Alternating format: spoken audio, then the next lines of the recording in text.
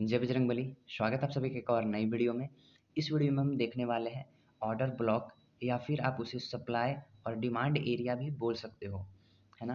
तो ये क्यों बनता है, कब बनता है और इसमें हम कैसे ट्रेड कर सकते हैं, ये काफ़ी इजी तरीके से मैं बताने वाला हूँ।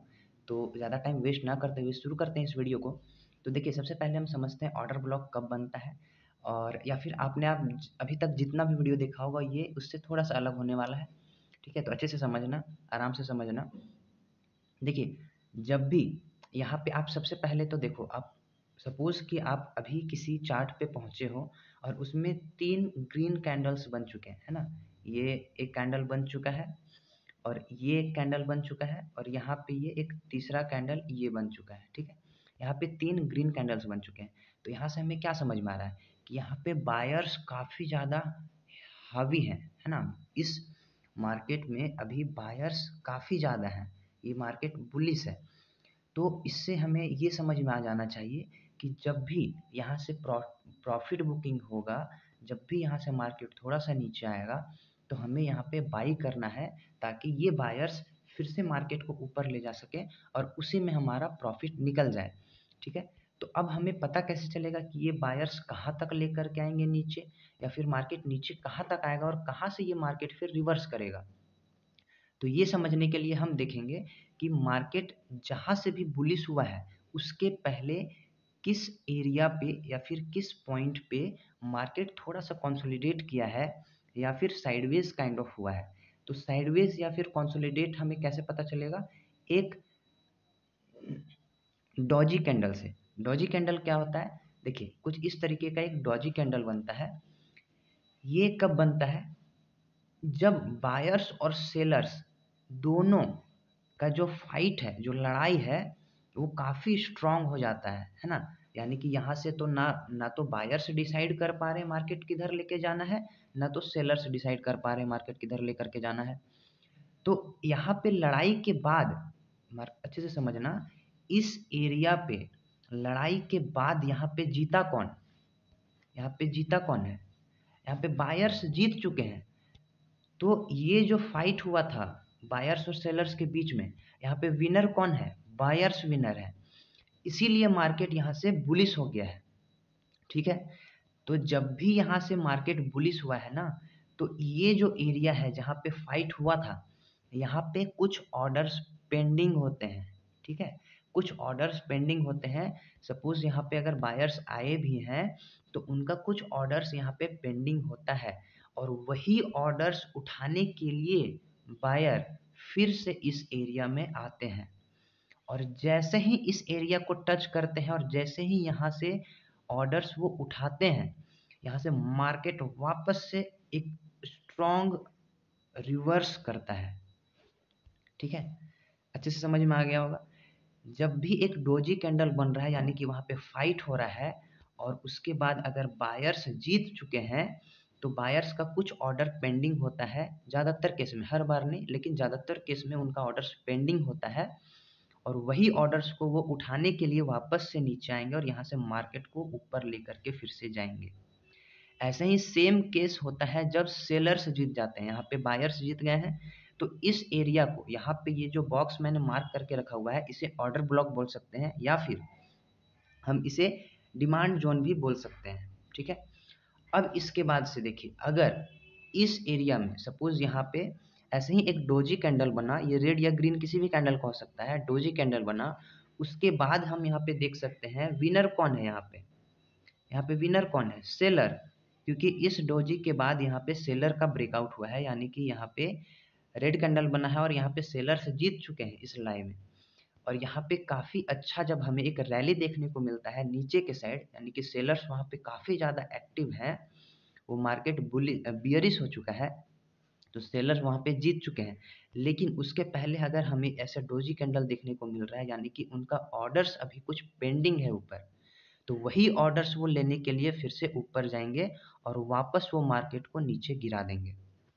कुछ इस तरीके से काम करता है ऑर्डर ब्लॉक, या फिर सप्लाई और डिमांड एरिया, या फिर ज़ोन, ठीक है? अब इसे हम चार्ट पे देखते हैं। ऐसे तो समझ में आ गया होगा। अब चार्ट पे देखते हैं और अच्छे से क्लियर होगा कि कैसे वर्क करता है और कैसे इसमें हम ट्रेड कर सकते हैं, ओके? तो यहाँ पे हम चलते हैं चार्ट, ट्रेडिंग व्यू के चार्ट पे। Okay, just a second. तो यहाँ पे इन्फो एज का चार्ट खुला हुआ है। 15 मिनट का ये कैंडलस्टिक पैटर्न यहाँ पे लगा हुआ है और ये है हमारा चार्ट पैटर्न्स, ठीक है। वॉल्यूम का मैं हाइड कर देता हूँ, वॉल्यूम अभी उतना ज़्यादा इंपॉर्टेंस नहीं है। वॉल्यूम का मैं अलग कॉन्सेप्ट बताऊँगा कि वो कब कैसे कहाँ पे यूज़ करना है। अभी अभी सिर्फ ऑर्डर ब्लॉक या फिर सप्लाई और डिमांड एरिया हम लोग मार्क करेंगे। ओके, तो यहाँ से मैं टूल्स एक्टिवेट कर लेता हूँ। अब यहाँ पे देखिए ये 14 दिसंबर का चार्ट है, यानी कि कल का। यहाँ पे क्या हुआ था मार्केट में देख सकते हैं, कंटिन्यू ये बायर्स यहाँ पे इसे ऊपर लेकर के गए हैं, ठीक है। बायर्स यहाँ से ऊपर लेकर के गए हैं, यानी यहाँ पे बायर्स का कंट्रोल ज़्यादा है, काफ़ी ज़्यादा है। अब अगर ये मार्केट कभी नीचे आता है, ऐसे में अगर कभी भी मार्केट नीचे आता है तो हमें किस एरिया से बाउंस बैक होता हुआ देखने को मिल सकता है। यहाँ पे एक काइंड ऑफ डोजी बना हुआ है और यहाँ से हमें एक अच्छा रिवर्सल देखने को मिल सकता है, ठीक है। अगर वो कैंडल अपोजिट कलर का है, यानी कि अगर यहाँ पे बायर्स एक्टिव हैं और अगर वो डोजी रेड कैंडल का देखने को मिल रहा है, या फिर अगर वो कंप्लीट डोजी नहीं भी है और वहाँ पे थोड़ा सा फाइट हुआ है बायर्स और सेलर्स के बीच में और वहाँ पे अपोजिट कलर का कैंडल बना है, तो वहाँ पे हम उस एरिया को मार्क कर सकते हैं और वहाँ से ट्रेड ले सकते हैं। अभी तो ये मार्केट नीचे नहीं आया है, लेकिन अगर आने वाले दिनों में आज कल या परसों कभी भी अगर मार्केट नीचे गिरता है और इस एरिया में आता है तो यहाँ से एक बाइंग देखने को मिल सकता है, ठीक है। अब इसके पहले हम लोग देखते हैं कि कब ऐसा कुछ हुआ था। ओके, यहाँ पे देखिए ये जो रैली है वो कंप्लीटली बायर्स के हाथ पे है ना। यहाँ पे हम लोग देख सकते हैं कंप्लीटली ये बायर्स यहाँ पे काफ़ी ज़्यादा हावी हैं इस मार्केट पे। तो अब हम ऐसे में क्या करेंगे, यहाँ पे हम एक जोन ड्रॉ करेंगे जो कि जहाँ से फाइट हुआ था बायर्स और सेलर्स के बीच में यहाँ पे, और ये अपोजिट कलर का कैंडल होगा तो और भी ज़्यादा अच्छा है, ठीक है। यहाँ पे हमें एक फाइट देखने को मिला था बायर्स और सेलर्स का, यहाँ पे काफ़ी देर ये फाइट चला था, ठीक है। अगर इसे थोड़ा सा पीछे और करोगे तो यहाँ पे देखो कितना यहाँ पे फाइट हुआ था बायर्स और सेलर्स के बीच में, और एट द एंड जीता कौन, बायर्स। तो अब इस एरिया में बायर्स का जो ऑर्डर है वो कुछ पेंडिंग है, तो ये अगर नीचे आएगा तो इसी एरिया से ये बाउंस बैक करेगा, क्योंकि यहाँ से बायर्स अपने पेंडिंग ऑर्डर्स को उठा करके वापस अपने डायरेक्शन में दौड़ पड़ेंगे, ठीक है। तो अब चेक करते हैं क्या इस एरिया में या इस जोन में कभी मार्केट आया था। 1 सेकेंड, ये दिक्कत हो रहा है, मैं मैग्नेट हटा लेता हूँ। अब यहाँ पे हम चेक करेंगे कि क्या इस एरिया में ये जो जोन हमने ड्रॉ किया था क्या इसमें मार्केट आया है। तो यहाँ पे आया था, ठीक है। ये कब आया था, 13 दिसंबर को, ठीक है। अब यहाँ से देखो यहाँ से सेलर्स थोड़े एक्टिवेट हुए या फिर बायर्स ने थोड़ा सा कंट्रोल खोया, और वो कहीं ना कहीं वो जानबूझ के कंट्रोल्स खोते हैं ताकि वो अपने पेंडिंग ऑर्डर को उठा सके, ठीक है। यहाँ पे सेलर्स एक्टिव हुए और जैसे ही इस एरिया में आया, जैसे ही उनका पेंडिंग ऑर्डर्स उनको मिला, ये यहाँ से देखिए कितना अच्छा अपसाइड रैली यहाँ पे फिर से हुआ है, देख सकते हो। देखो कल के दिन में भी ये इसी एरिया से ये टच होकर के बाउंस बैक किया है, ठीक है। तो कितने इजी तरीके से यहाँ पे हमने फाइंड आउट किया है ऑर्डर ब्लॉक को या फिर डिमांड जोन को, है ना। यहाँ से डिमांड था और यहाँ से मार्केट अपसाइड गया है, ठीक है। इसके पहले हम देखते हैं, यहाँ पे भी देख सकते हैं ये जो रैली था यहाँ पे भी बायर्स एक्टिव हुए थे, बट यहाँ जो ऑर्डर ब्लॉक था वो थोड़ा बड़ा था और यहाँ से ये बाउंस बैक भी किया है, ठीक है। तो अगर आप यहाँ पे ट्रेड ले सकते थे तो यहाँ से भी अच्छा मोमेंटम मिल सकता था। ये जो ऑर्डर ब्लॉक था, लेकिन यहाँ पे क्या होता है, हमारा स्टॉप लॉस बड़ा हो जाता। तो इस केस को आप अवॉइड कर सकते हो, ठीक है। इसके पहले का हम देखते हैं, यहाँ पे ये एरिया बायर्स के हाथ पे था और यहाँ पे फाइट हुआ था।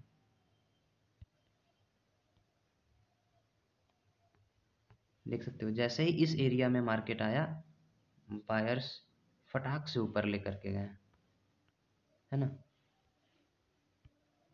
देखो कितना बढ़िया रैली हुआ है। तो इसी तरीके से हम लोग ऑर्डर ब्लॉक को मार्क करते हैं। यहाँ पे भी सेम वही केस, बायर्स का कंट्रोल। इसके पहले देखेंगे कहाँ पे ऑर्डर ब्लॉक बन रहा है, तो यहाँ पे, ठीक है। अब यहाँ से वेट करेंगे इस एरिया में आने का।